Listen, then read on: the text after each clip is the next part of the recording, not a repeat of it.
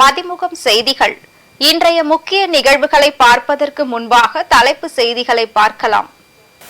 தொகுதி பங்கீடு தொடர்பாக முதலமைச்சர் மு.க. ஸ்டாலின் அவசர ஆலோசனை. ஆலோசனை கூட்டத்தில் துரைமுருகன், டி.ஆர். பாலு உள்ளிட்டோர் பங்கேற்பு. புதுச்சேரியில் படுகொலை செய்யப்பட்ட 9 வயது சிறுமியின் உடல் நல்லடக்கம். சிறுமியின் உடலுக்கு ஊர் மக்கள் ஒன்று திரண்டு கண்ணீர் மல்க அஞ்சலி. 40 மக்களவை தொகுதிகளிலும் திமுக கூட்டணியை வெற்றி பெற செய்ய வேண்டும். மதிமுக நிர்வாக குழு அவசர கூட்டத்தில் தீர்மானங்கள் நிறைவேற்றம். தமிழ்நாடு மக்களை ஒருபோதும் பிரதமர் மோடி ஏமாற்ற முடியாது.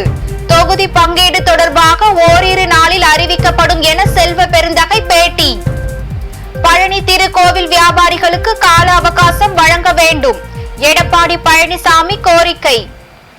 விரிவான செய்திகள். காங்கிரஸ், விசிக, மதிமுகவுடன் தொகுதி பங்கீடு இறுதி செய்வது குறித்து முதலமைச்சர் மு.க. ஸ்டாலின் இன்று ஆலோசனை மேற்கொண்டார். நாடாளுமன்ற தேர்தலுக்கான கூட்டணி தொகுதி பங்கீடு பேச்சுவார்த்தை இறுதி செய்யக்கூடிய நிலையில் உள்ளது. அடுத்த கட்ட பேச்சுவார்த்தைகள் நடத்துவதற்கான அழைப்புகள் விடுக்கப்பட்டுள்ள நிலையில் தற்போது முதலமைச்சர் மு.க. ஸ்டாலின் கூட்டணி கட்சிகளுடன் பேச்சுவார்த்தை குறித்து ஆலோசனை மேற்கொண்டுள்ளார். இதில் திமுக பொதுச் செயலாளர் துரைமுருகன், அமைச்சர் K.N.. Nehru, MRK. Panneerselvam, R. ராசா உள்ளிட்டோர் பங்கேற்றனர். கொங்கு நாடு மக்கள் தேசிய கட்சி, இந்திய யூனியன் முஸ்லீம் லீக், சிபிஎம் ஆகிய கட்சிகளுடைய தொகுதி ஒப்பந்தம் கையொப்பம் ஆகிய நிலையில் மதிமுக, விசிக, காங்கிரஸ் உடனான தொகுதி பங்கீடுகள் குறித்து ஆலோசனை நடைபெற்றது. மதிமுகவின் நிர்வாக குழு அவசர கூட்டம் அக்கட்சி தலைமையகத்தில் அவைத் தலைவர் ஆடிட்டர் அர்ஜுனராஜ் தலைமையில் நடைபெற்றது. கூட்டத்தில் கழக பொதுச் செயலாளர் வைகோ, பொருளாளர் மு. செந்தில் அதிபன், முதன்மை செயலாளர் துரை வைகோ, துணை பொதுச் செயலாளர்கள் மல்லை சத்யா உள்ளிட்ட தலைமை கழக நிர்வாகிகள் மற்றும் நிர்வாக குழு உறுப்பினர்கள் கலந்து கொண்டனர். கூட்டத்தில் 3 தீர்மானங்கள் நிறைவேற்றப்பட்டது.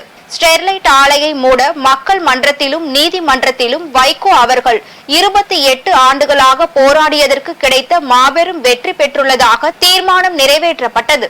அதேபோல் புதுச்சேரி பாலியல் வன்முறையிலும் படுகொலையிலும் ஈடுபட்ட கொடியவர்களை கடுமையாக தண்டிக்குமாறும், புதுவை வாழ் மக்களுக்கு குறிப்பாக பெண்களுக்கும் பள்ளி மாணவிகளுக்கும் உரிய பாதுகாப்பினை வழங்குமாறும் மதிமுக சார்பில் நிர்வாக குழு கேட்டுக் கொண்டுள்ளது.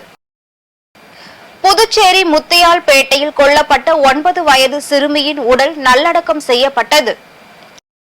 புதுச்சேரி முத்தியால்பேட்டையில் பாலியல் வன்கொடுமைக்கு ஆளாகி 9 வயது சிறுமி கொலை செய்யப்பட்ட சம்பவம் பெரும் பரபரப்பை ஏற்படுத்தியது. சிறுமி கொலை வழக்கில் முதியவர் உட்பட 2 கைது செய்யப்பட்டுள்ளனர்.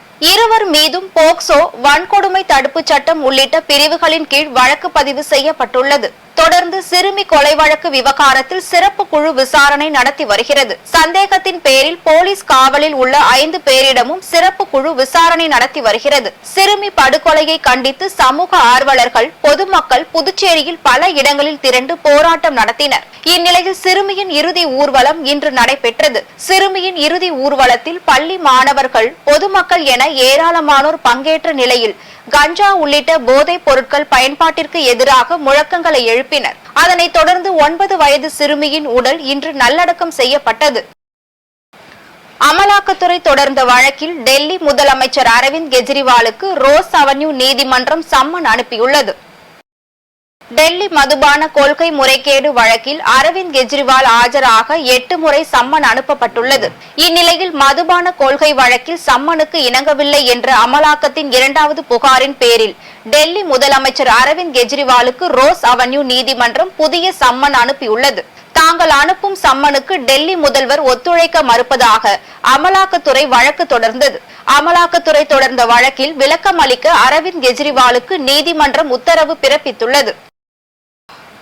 சென்னை ஸ்ரீபெரும்புதூர் நாடாளுமன்ற தொகுதியில் வரும் தேர்தலில் மீண்டும் போட்டியிட டி.ஆர். பாலு விருப்ப மனு சமர்ப்பித்தார். 2024 நாடாளுமன்ற தேர்தலை முன்னிட்டு அனைத்து கட்சிகளிலும் போட்டியிடும் வேட்பாளர்கள் தங்களது விருப்ப மனுக்களை அந்தந்த கட்சி அலுவலகங்களில் சமர்ப்பித்து வருகின்றனர். திமுக சார்பாக போட்டியிடும் வேட்பாளர்கள் தங்களது விருப்ப மனுவை அண்ணா அறிவாலயத்தில் சமர்ப்பித்து வருகின்றனர்.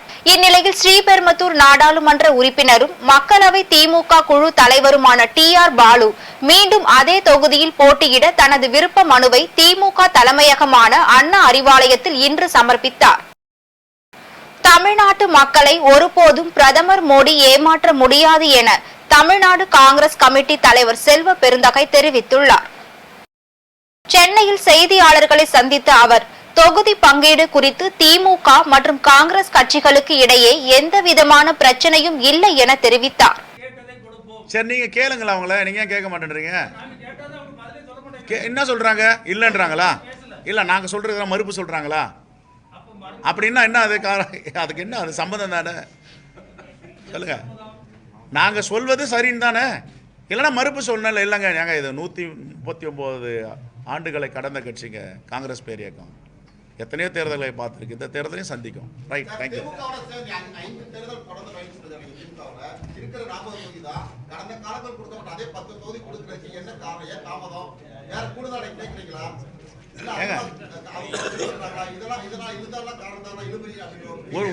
எங்களது இந்தியா காஷ்மீர்ல இருந்து கன்னியாகுமரி வரைக்கும் இருக்கிற காங்கிரஸ் பேர் இயக்கங்க ஒரு மாநிலமா முடிச்சிட்டு வருவாங்க. நாங்க பேசிட்டு இருக்கோம். நீங்க நினைக்கிற மாதிரி எந்த ஒரு பிரச்சனையும் இல்லை, ரொம்ப சுமூகமா இருக்கு, இனிப்பா இருக்கு. கசப்படுறதா தான் நான் கூட சொல்றதுக்கு. பழனி திருக்கோவில் வியாபாரிகளுக்கு கால அவகாசம் வழங்க வேண்டும் என அதிமுக பொதுச் செயலாளர் எடப்பாடி பழனிசாமி கோரிக்கை விடுத்துள்ளார். பழனி திருக்கோவிலுக்கு சொந்தமான நிலத்தில் பல ஆண்டுகளாக வியாபாரம் செய்து வந்த நூற்றுக்கணக்கான கடைகளை சென்னை உயர்நீதிமன்ற மதுரை கிளை மற்றும் உச்ச நீதிமன்ற உத்தரவுப்படி அகற்றப்படும் என்று அறநிலையத்துறை அதிகாரிகள் தெரிவித்துள்ளனர். இது தொடர்பாக எடப்பாடி பழனிசாமி வெளியிட்டுள்ள எக்ஸ் பதிவில் வியாபாரம் செய்வதற்கு வசதியாக மாற்று இடம் வழங்க வேண்டும் என்றும், மாற்று இடம் வழங்கப்படும் வரை தொடர்ந்து அந்த இடத்திலேயே வியாபாரம் செய்ய வியாபாரிகள் வைத்த கோரிக்கையினை ஏற்று வியாபாரிகளுக்கு மாற்று இடம் வழங்கப்படும் வரை உச்ச நீதிமன்றத்தின் அனுமதியுடன் அவர்களுக்கு கால அவகாசம் வழங்க வேண்டும் என கோரிக்கை விடுத்துள்ளார்.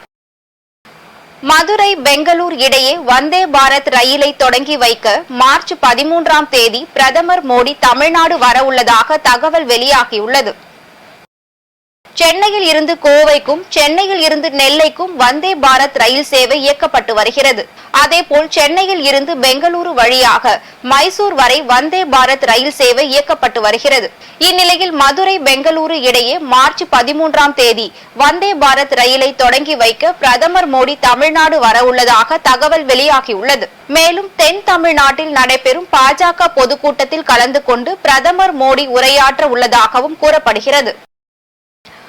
மகா சிவராத்திரி மற்றும் வார இறுதி நாட்களை முன்னிட்டு மார்ச் 10ஆம் தேதி வரை சிறப்பு பேருந்துகள் இயக்கப்பட உள்ளதாக போக்குவரத்து கழகம் தெரிவித்துள்ளது. மகா சிவராத்திரி மற்றும் வார இறுதி நாட்களை முன்னிட்டு இன்று 270 பேருந்துகளும் நாளை 300 பேருந்துகளும் மார்ச் 9ஆம் தேதி 430 பேருந்துகளும் இயக்கப்பட உள்ளது. கிளாம்பாக்கத்தில் இருந்து திருவண்ணாமலை, திருச்சி, கும்பகோணம், மதுரை, நெல்லைக்கு சிறப்பு பேருந்துகள் இயக்கப்படுகிறது. நாகர்கோவில், கன்னியாகுமரி, தூத்துக்குடி, கோவை, சேலம், ஈரோடு, திருப்பூருக்கு சிறப்பு பேருந்துகள் இயக்கப்பட உள்ளதாக போக்குவரத்து கழகம் தெரிவித்துள்ளது. கோயம்பேட்டில் இருந்து நாகை, வேளாங்கண்ணி, ஓசூர், பெங்களூருவிற்கு நாளை மற்றும் நாளை மறுநாள் 70 பேருந்துகள் இயக்கப்பட உள்ளன. அதேபோல பெங்களூரு, திருப்பூர், ஈரோடு, கோவையில் இருந்து பல்வேறு இடங்களுக்கு 200 சிறப்பு பேருந்துகள் இயக்கப்பட உள்ளதாக போக்குவரத்து கழகம் தெரிவித்துள்ளது. வேலூர் வாணியம்பாடி ரயில் நிலையத்தில் ஓடும் ரயிலில் ஏற முயன்ற தனியார் பள்ளி மாணவன் ரயிலில் சிக்கி உயிரிழந்தார். வேலூர் மாவட்டம் சலம்பாநத்தம் பகுதியை சேர்ந்த திலீப் யாதவ் என்பவர் நாமக்கல் அடுத்த ராசிபுரம் பகுதியில் உள்ள தனியார் சிபிஎஸ்இ பள்ளியில் 11ஆம் வகுப்பு படித்து வந்துள்ளார். இந்நிலையில் பள்ளி முடித்துவிட்டு தனது சொந்த ஊருக்கு செல்வதற்காக மெமோ பேசஞ்சர் ரயிலில் பயணம் செய்து கொண்டிருந்த போது வாணியம்பாடி ரயில் நிலையத்தில் தண்ணீர் குடிப்பதற்காக இறங்கியுள்ளார். அப்போது ரயில் புறப்பட்டதால் அவர் ஓடும் ரயிலில் ஏற முற்பட்ட போது நிலை தடுமாறி ரயிலில் இருந்து தவறி விழுந்து சம்பவ இடத்திலேயே பரிதாபமாக உயிரிழந்தார். இது குறித்து தகவல் அறிந்த ஜோலார்பேட்டை ரயில்வே காவல்துறையினர் சடலத்தை கைப்பற்றி பிரேத பரிசோதனைக்காக வாணியம்பாடி அரசு மருத்துவமனைக்கு எடுத்து சென்று விசாரணை மேற்கொண்டு வருகின்றனர். அரியலூர் மாவட்டத்தில் கிராம மக்களுக்கு வீட்டுமனை பட்டா உள்ளிட்ட பல்வேறு நலத்திட்ட உதவிகளை போக்குவரத்து துறை அமைச்சர் சிவசங்கர் வழங்கினார். அரியலூர் மாவட்டம் செந்துறை அரசு பெண்கள் மேல்நிலைப் பள்ளியில் 1000 பயனாளிகளுக்கு 1 கோடி ரூபாய் மதிப்பீட்டில் விலையில்லா வீட்டுமனை பட்டாக்களையும் தமிழக அரசின் பல்வேறு துறைகளின் சார்பில் 2519 பயனாளிகளுக்கு 16.88 கோடி ரூபாய் மதிப்பிலான பல்வேறு நலத்திட்ட உதவிகளையும் போக்குவரத்து துறை அமைச்சர் சிவசங்கர் வழங்கினார். ராணிப்பேட்டை மாவட்டம் சோளிங்கர் லட்சுமி நரசிம்மர் ஆலயத்தில் ஏகாதசியை முன்னிட்டு ஸ்ரீதேவி பூதேவி தாயாருக்கு சிறப்பு பூஜைகள் நடைபெற்றது. ராணிப்பேட்டை மாவட்டம் 108 திவ்ய தேசங்களில் ஒன்றான சோளிங்கர் அருள்மிகு லட்சுமி நரசிம்ம சுவாமி திருக்கோவிலில் ஏகாதசி புறப்பாடு முன்னிட்டு பக்தோசி பெருமாள் ஸ்ரீதேவி பூதேவி சுவாமிக்கு சிறப்பு பூஜை, அபிஷேகம், அலங்காரம் செய்யப்பட்டு மகா தீபாராதனைகள் நடைபெற்றது. அதனைத் தொடர்ந்து அலங்கரிக்கப்பட்ட தங்க கேடயத்தில் சுவாமி எழுந்தருளி வீதி உலா வந்து பக்தர்களுக்கு அருள் பாலித்தார். இதில் திரளான பக்தர்கள் கலந்து கொண்டு சுவாமி தரிசனம் செய்தனர். திருப்பூர் அவிநாசியில் கஞ்சா கடத்தலில் ஈடுபட்ட 3 நபர்களை காவல்துறையினர் கைது செய்து சிறையில் அடைத்தனர். திருப்பூர் மாவட்டம் அவிநாசி சாலையில் கஞ்சா விற்பனை செய்து வந்த 3 பேரை காவல்துறையினர் தனிப்படை அமைத்து தேடி வந்த நிலையில் கோவையில் உள்ள பாலத்துறை ராஜேந்திரன் என்பவரது வீட்டில் தப்பியோடி சகில் முஸ்தாக், நர்சீர் பிபி ஆகியோரை கைது செய்தனர். கைது செய்யப்பட்ட 3 நபர்களையும் காவல்துறையினர் அவிநாசி நீதிமன்றத்தில் ஆஜர்படுத்தி கோவை மத்திய சிறையில் அடைத்தனர். வேலூர் அரசு மருத்துவமனையில் மருத்துவரை தாக்கிய பெண்ணை காவல்துறையினர் கைது செய்ய முயன்றதால் பரபரப்பு ஏற்பட்டது. வேலூர் மாவட்டம் கனியம்பாடி அடுத்த சாத்துமதுரையை சேர்ந்த சுபா என்பவர் சிறுநீரக தொற்றால் அடுக்கம்பாறை அரசு மருத்துவமனையில் அனுமதிக்கப்பட்டிருந்தார். அவரை பார்க்க வந்த திவாகருக்கு அரசு மருத்துவருக்கும் ஏற்பட்ட தகராறில் திவாகரை காவல்துறையினர் கைது செய்து சிறையில் அடைத்தனர். சுபா மருத்துவமனையில் சிகிச்சை பெற்று வந்த நிலையில் நேற்று மருத்துவமனை வளாகத்தில் மருத்துவரை கண்டித்து சுபா போராட்டத்தில் ஈடுபட்டு மயங்கி விழுந்தார். இந்நிலையில் மருத்துவரை தாக்கிய பெண்ணை காவல்துறையினர் கைது செய்ய முயன்றதால் பரபரப்பு ஏற்பட்டது. தர்மபுரி மாவட்டத்தில் சாலை விழிப்புணர்வு குறித்த பேரணியை போக்குவரத்து காவல் உதவி ஆய்வாளர்கள் சின்னசாமி துவக்கி வைத்தார்.